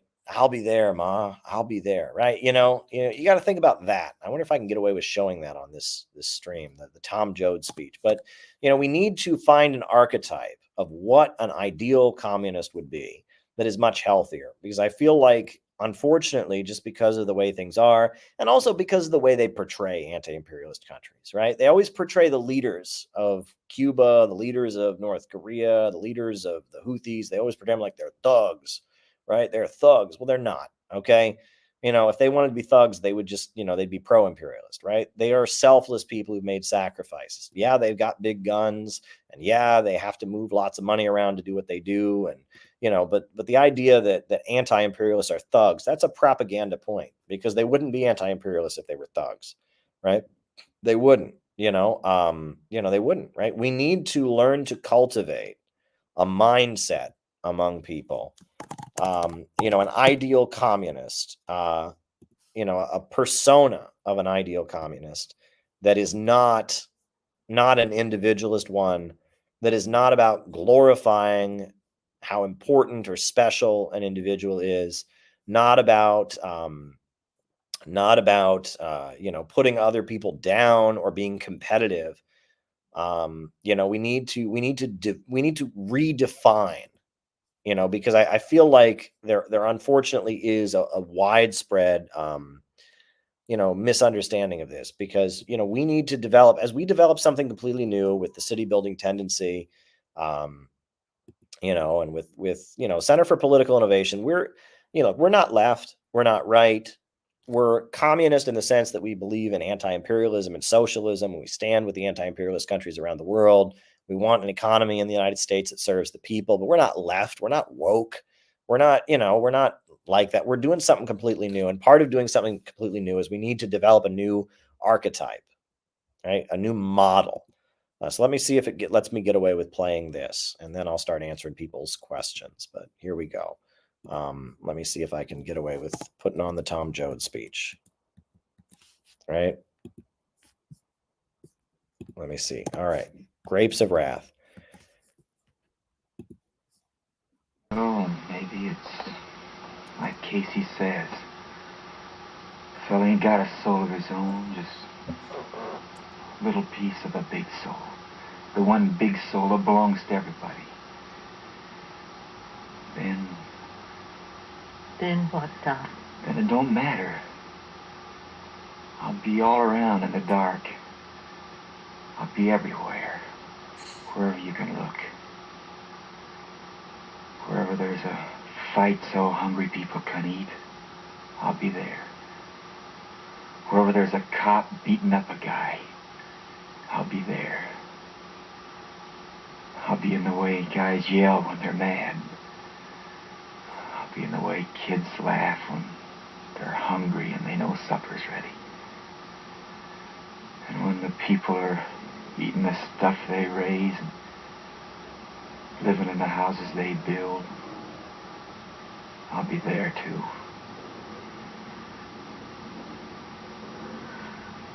I don't understand it, Dad. Me neither, Ma, but just something I've been thinking about. Give me your hand, Ma.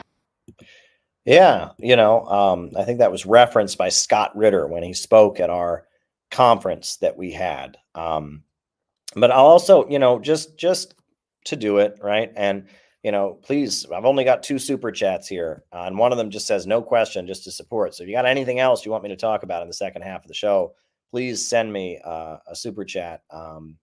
But Kamala Harris, I argue, is the incarnation of everything wrong with so-called leftism, right? And I will put on my clip about Kamala Harris. We got to talk about Kamala Harris, because there's no way we can just let her stroll into the White House knowing what we know about her. And we got to spread the truth about Kamala Harris. And I'm trying to figure out how exactly we can do that. But anyway, I'm going to put this on. But if you got something you want me to talk about in the second half of the show, please do. I got only 2 super chats here, so it's going to be a short second half of the show. But anyway, here we go. She's trying to frame herself as Miss Black Lives Matter, when in reality, Kamala Harris was the queen of mass incarceration. Kevin Cooper was hours away from receiving lethal injection. Hours away from it. His lawyers asked that DNA evidence be acquired in order to make sure he was actually guilty of the crime. And Kamala Harris's office tried to prevent DNA evidence from being acquired. They wanted Kevin Cooper to be executed, but the governor of California disagreed.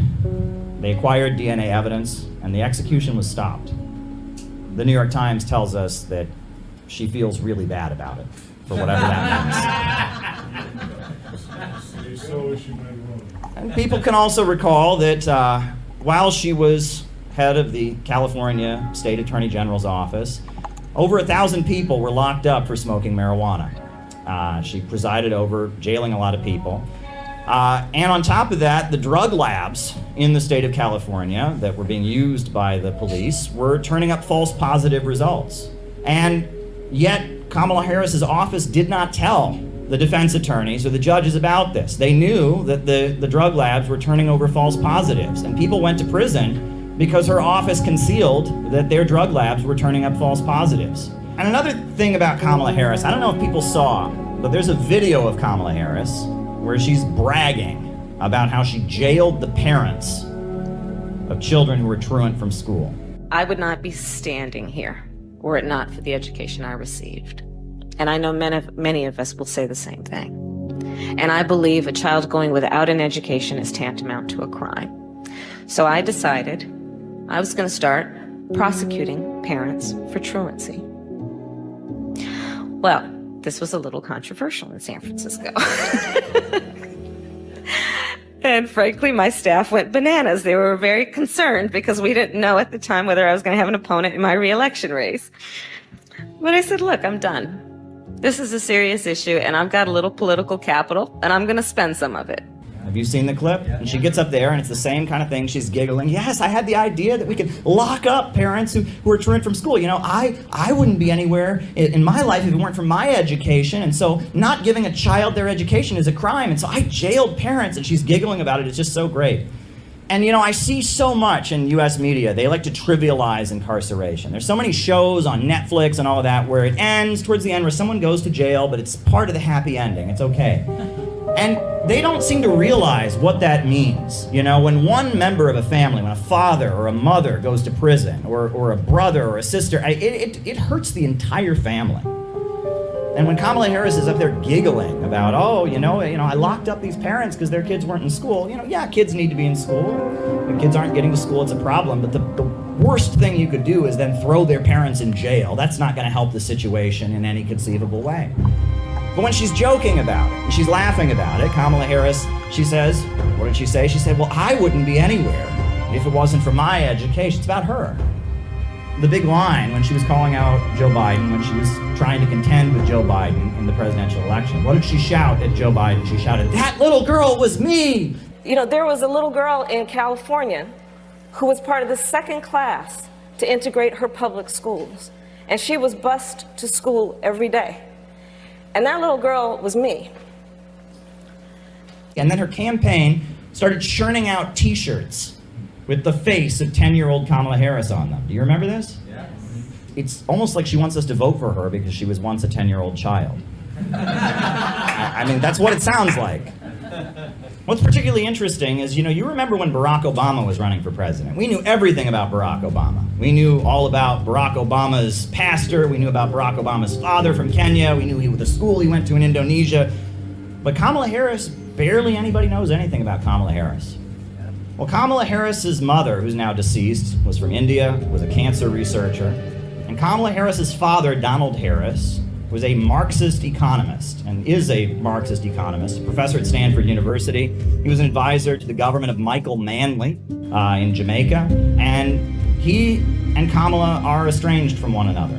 He did not attend Kamala's inauguration as vice president. They're not on good speaking terms. But the more you look at it, it's very clear that Kamala Harris sees herself as a victim. The way Kamala Harris speaks, the world has been unfair to her. And she blames Donald Harris for that to some degree or other. We don't know why. We also, there's rumors, we don't really know what happened when she was in Quebec. We just know she never talks about the years that she spent in Quebec. But Kamala Harris thinks that she is a victim. And she wants the whole world to know that that little girl was her. And she wants vengeance. And she wants to make people pay. And she wanted to make Kevin Cooper pay. And she wanted to make those parents pay. That's what leftism is if it's stripped of economics, if it's stripped of class struggle, if it's stripped of a desire to have the people rise up and control the means of production, if it's just anger, if it's just revenge, it's just a call for destruction, a call for rebellion, that's what Kamala Harris is. Kamala Harris, she's very much a guillotine meme. That's what she is. It's the glorification of punishment, a desire for revenge, a desire for destruction.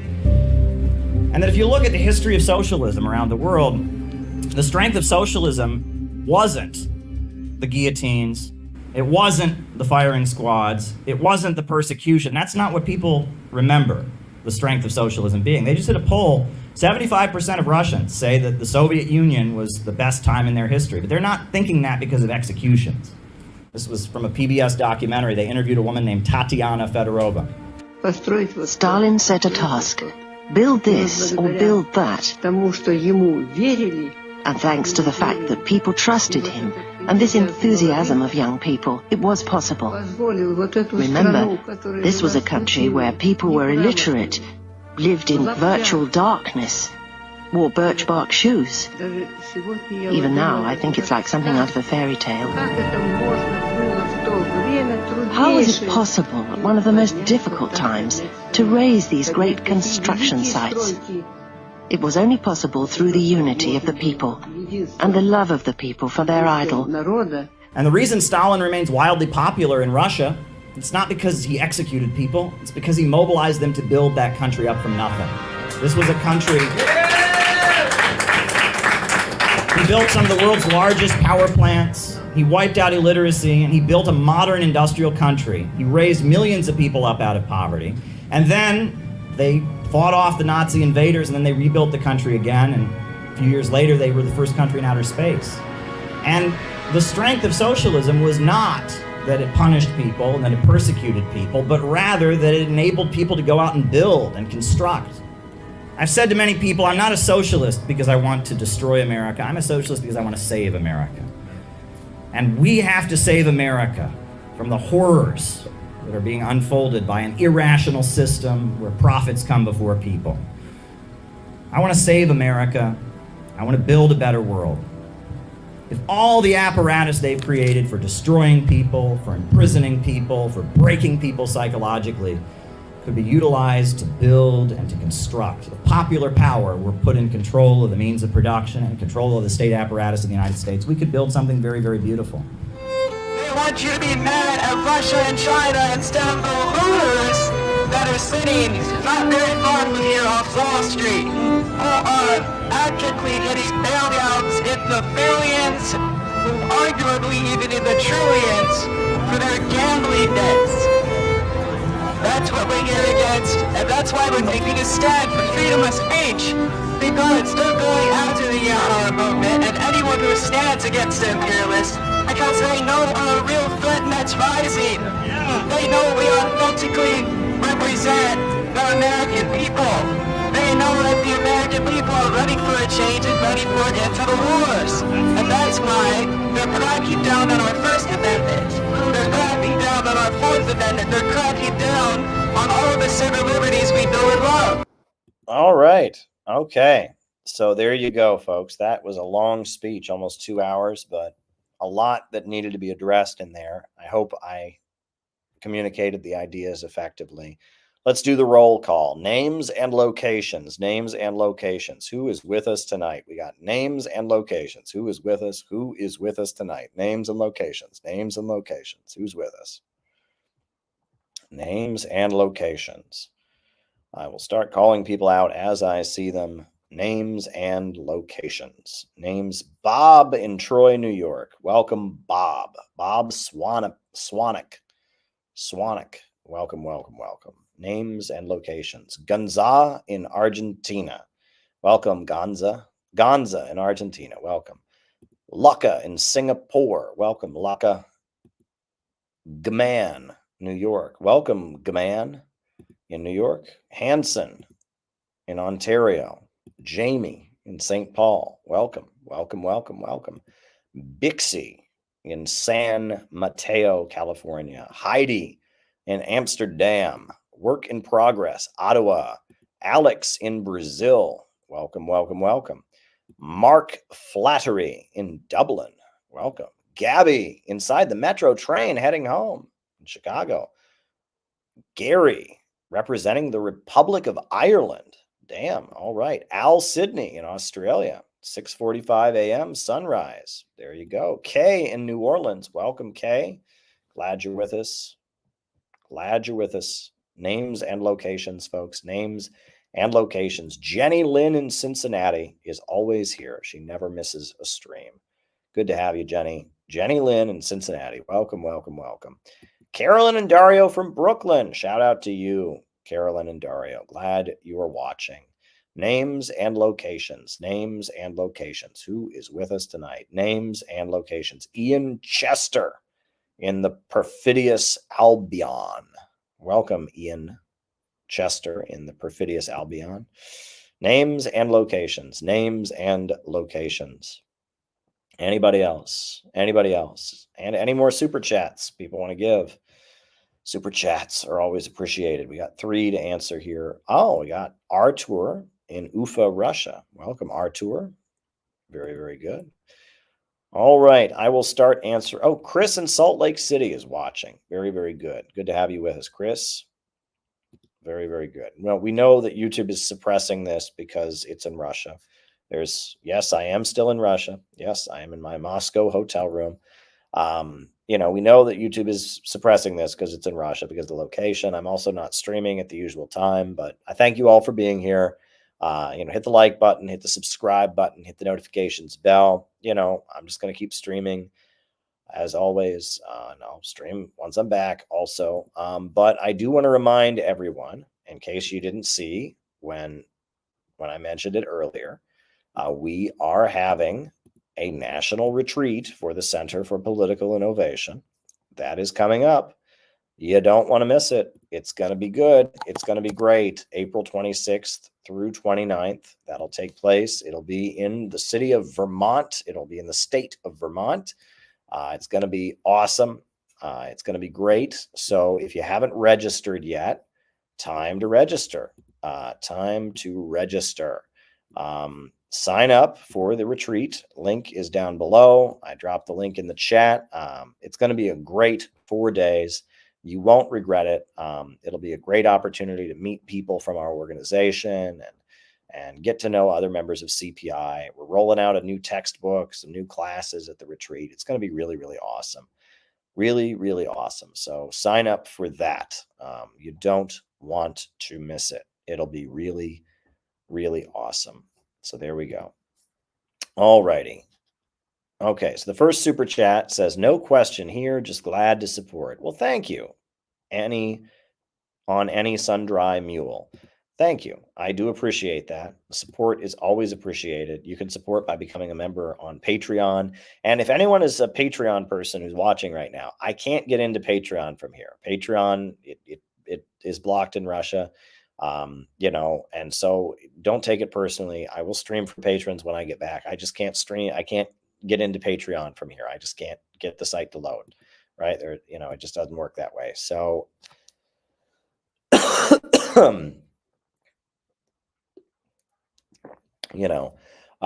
but you can support on Patreon, or you can send super chats, or you can buy my books, or you can super chat, or you can, there's various ways you can support the work that we're doing.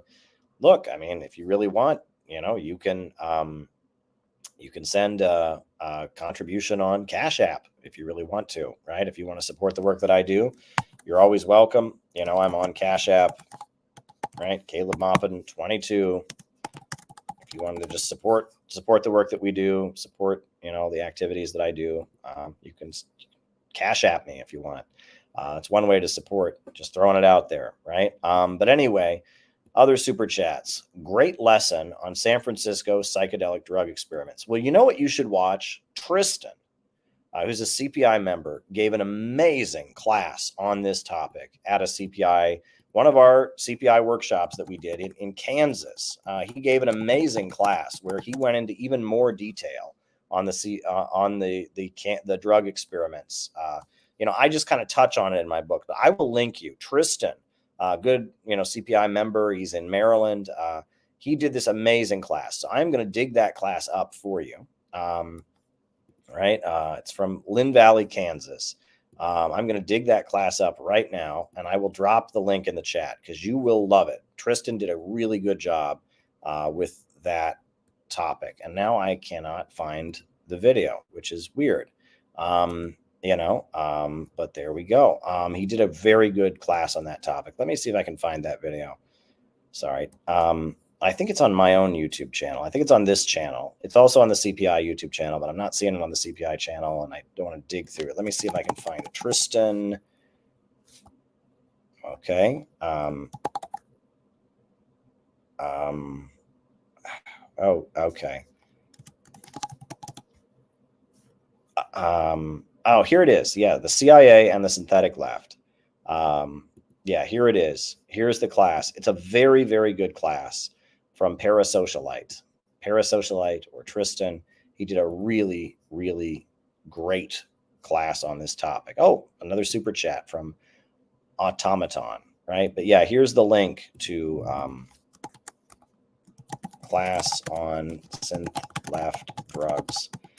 Great class. I just thought a great PowerPoint. It was just great in many, many ways. So watch this and you will love it. You will love it. It was just a really, really great class.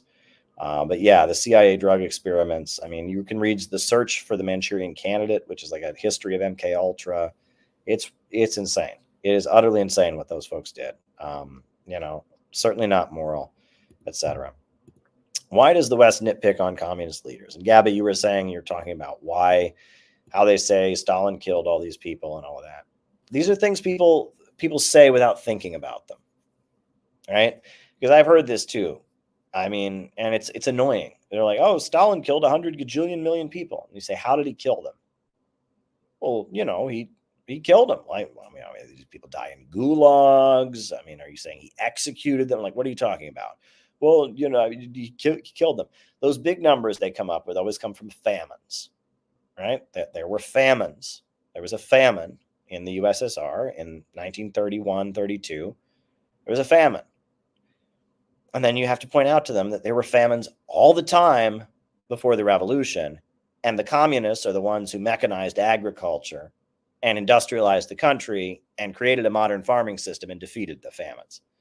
That's a bullshit argument, right? And they're like, oh, well, communism killed. No.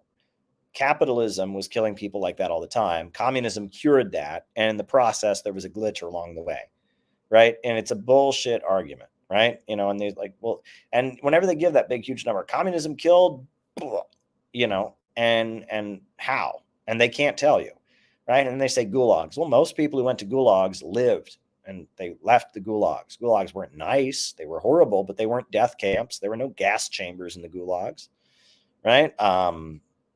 It just didn't happen, right? I mean, it was just, I mean, there were no gas chambers in the gulags. There were no, I mean, it was just that's just not what happened, right? And they say, well, what about the Great Purges? Yeah, a lot of innocent people were killed during the Great Purges. That was awful, but these huge numbers that they give, it's extrapolated from famines, and the communists are the ones that cured the country of famines. So it's a bullshit argument. It just completely falls apart right there.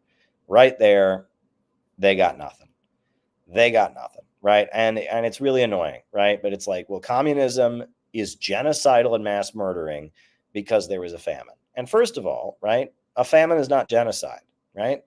Hitler rounds up people on the basis of their race, takes them to a camp, and gasses them to death. The Soviet Union has an economic policy that is not successful. That's not the same thing. And on top of that, there were famines all the time before the communists came in, and they're the ones that actually mechanized agriculture and cured the famine. So it's a bullshit argument. It's a bullshit argument. But one thing you have to do when you're dealing with this kind of bullshit, you have to be very careful to never use certain phrases, right? Because I got to tell you, Holocaust deniers are they're obnoxious human beings, because the Holocaust very clearly happened, right? And Holocaust deniers are there, and this is what they do. If you ever disagree with anything they say about any anti-imperialist country, they compare you to a Holocaust denier, right? And Holocaust deniers are very dumb, and they say really stupid things that are very, very easily debunked. But we're not Holocaust deniers, right? I mean, the Holocaust is a very well-documented event. The Nazis were very proud of what they did, and it was murder. It was extermination. The Soviet Union having economic policies that led to a famine and eventually led to ending famines, and there were famines all the time before they came to power, is not the same thing at all. So it's very, very annoying. Very, very annoying the way these people argue about these things. And they just repeat things, and it's standard, and that, it's neocon, basically. I mean, it's equating Nazism with communism, right? And, it's the argument that, oh, if you don't have the Western liberal system, it just leads to mass death. And it's bullshit. It's bullshit. It's bullshit on many, many different levels. It's very frustrating, Gabby.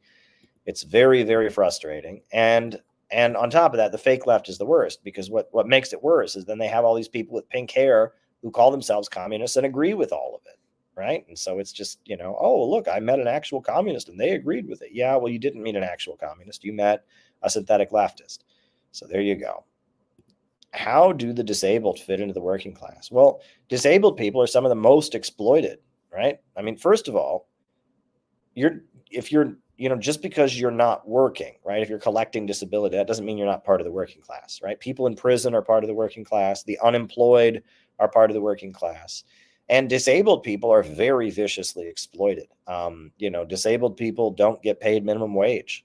There's laws that, enable employers to rip off disabled people. You can read about Goodwill has been largely critiqued for how it exploits disabled people. Disabled people face discrimination on the job. One thing that many people have said is, people have it in their minds there's protections for disabled people on the job. Bullshit. No.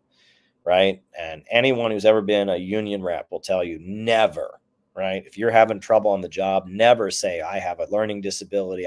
Do not do that, because they will use that against you, right? And they say, well, what about the Americans with disabilities? No, it doesn't mean shit. Right. And that, no matter what your condition is, if you have a job, never tell your boss you have mental illness of any kind, you have any kind of disability, because if they want to get rid of you, that immediately goes on the sheet and they bring that up. Disabled people have a really rough time, and there's a lot more of them in our society. right? And we're talking about mental illness. We're talking about autism, right? Our society, there's a lot more autistic folks than there used to be. And I think that personally, I don't think it's some conspiracy about mercury or anything like that. I'm not into that. I think it's more, I think our culture is changing, and that screens and media is changing, and the human mind is interacting with them differently. And I honestly do think that we are seeing more autism nowadays, more like Asperger's kind of personalities, and that's not just because we're noticing it. They've always been around. No, I do think that it's related to social media. It's related to screens on computers. It's related to mass media. It's related to the emotional volume of everything, the way there's emotional music everywhere. I do think some of that is atmospheric. I do think, but there's other examples. I mean, I don't know, like, you know, people that are in wheelchairs. I mean, the only jobs they can get, often at the jobs, that they get, they don't pay them minimum wage, right? Or companies get tax breaks for hiring them. And I mean, there's many ways that disabled people are very viciously exploited. So, yeah, I mean, disabled people are part of the working class. When I was in the Workers' World Party, we actually had a disability committee that represented the rights of the disabled community. There were people in the Workers' World Party who had disabilities who were part of that. I thought that was a good thing that they did, the disabilities community. But yeah, I mean, and one thing that I will say is that I want people to be compassionate, right? Because we live in a society in the West that is very, very individualist, that is very, very judgmental, where you have to sell yourself at all times. You have to constantly be selling yourself to everyone around you, and that because of that, people lose their compassion. Right. And it's weird because it's like the synthetic left, they have this fake compassion, right? And it's like, oh, you're a bad person if you don't vote for Black Lives Matter. You're a bad, so they have this like fake compassion. But at the same time, there is a lot of cruelty and indifference to other people's suffering in everyday life in the West. There is a huge amount of that, right? How many, older folks, are just all by themselves, right? No family members come visit them. They're just left to be old and alone and forgotten about. There's many, many examples of things like that go on. Older folks who don't get appreciated. We have become a very heartless, individualist society in the West. And that's something that, again, we need to be struggling against. And when I ranted against gangster culture in the closing of my opening remarks, right, that's why we as communists and we as city builders, we need to not take on a gangster mentality. We need to be not showing off what we have. We need to not be competitive. Our approach needs to be one of, we are the kind, compassionate people. We are the people who do nice things for other people. We are the people who think about other people. We are the people who work really, really hard for the cause that we believe in. We're the people who do kind things for our comrades and for our brothers and sisters and for people maybe we don't even know, right? We need to cultivate a different kind of personality. And part of that personality would mean being kind to the disabled, and not being judgmental, right? And part of this ultra masculine bullshit I see by some communities out there is being mean to the disabled community, right? And we don't want to do that, right? If somebody struggles, and look, I'll just say this too, right? People that are disabled, that's one thing, right? Because if you're like legally disabled in the United States, you don't have to work, you can get money from the government. That's one thing. But a lot of people in our society right now may not be disabled, but they're struggling. They've got a mental health issue. They've got anxiety. They're financially insecure. They're having issues with their family. Someone in their family is in jail. Someone in their family has an addiction issue. Like, our society is collapsing, and all of these problems that have always kind of been there in our society are creeping into society like crazy right now. Right? Addiction, suicide are at their highest, mental health problems are through the roof. We are facing a society-wide breakdown. And in the face of that, we have to love. We have to be able to be patient with people and love people, because our culture has become very much a culture of, oh, you're annoying me. Oh, you were rude to me. Oh, you didn't treat me right. Oh, you disappointed me. Well, fuck you. Go away. I'm cutting you off forever. That's our culture, right? It's part of the cancel culture. It's part of the next generation. And we don't forgive people. We're not patient with people. We don't have sympathy for people and what they might be going through and what they're suffering. And it's a problem, right? And one thing that we need to learn to do is to let people make mistakes, right? And let people, look, there are people that I've worked with. Hold on. There are people that I've worked with who have made big mistakes, but you know what? They come back around, they apologize. Unless somebody demonstrates that they are a danger, right? I think people can be forgiven, right? I mean, it depends, right? But unless somebody demonstrates that they're a danger to your community or to your organization, they can be forgiven, right? And that we need to learn to be patient with people. We need to learn to let people disappoint us sometimes. We need to learn to forgive people. We need to learn to be patient with people. Also, we need to learn to let people be impatient. You know what I mean? Look, sometimes some people don't have the patience that other people have. And, if people are impatient, it's good if they apologize afterwards. But, people blow up on each other sometimes. Right. And sometimes if there's a problem, you have to address it. Now, you want to address it as politely as you possibly can, but it has to be addressed. And it's a nuance, right? If there's a problem, how do you address it and not let it pass, but at the same time, not belittle and, tear the person down and blow up at them. Right. And that some people can't get subtlety. With some people, you just say, hey, you need to work on this, and they get it. Other people, you have to like shake them for them to like correct their mistake. And, other people, though, if you shake them to correct their mistake, they're going to get their feelings hurt and they're going to hate your guts. Like, everyone has their own, every person is unique in the way they interact with people. And, this is something to think a lot about, right? Working with people is hard. It's very, very hard. Working with people is very, very hard. It is not easy. And no one should pretend it's easy. It's very, very difficult to work with people, to make people happy, to get people to work together, to get people to work toward the same aim. It's very difficult. And in our very individualist culture, it's very, very difficult. It's more difficult than it used to be. But that just means we have to strive harder to do what we got to do. So, all right, folks, listen, I have got to get up early tomorrow. It's about 11 here in Moscow. I'm going to be doing some important stuff tomorrow. So I don't know when I'll be back, but it'll be sometime soon. Thank you all for everything. And I'm going to put on the closing music and we'll be out of here. So, all righty. Just let me put on the closing music.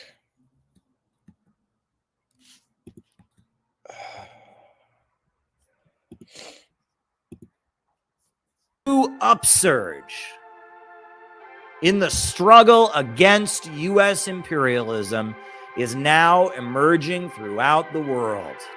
Ever since World War II, U.S. imperialism and its followers have been continuously launching wars of aggression.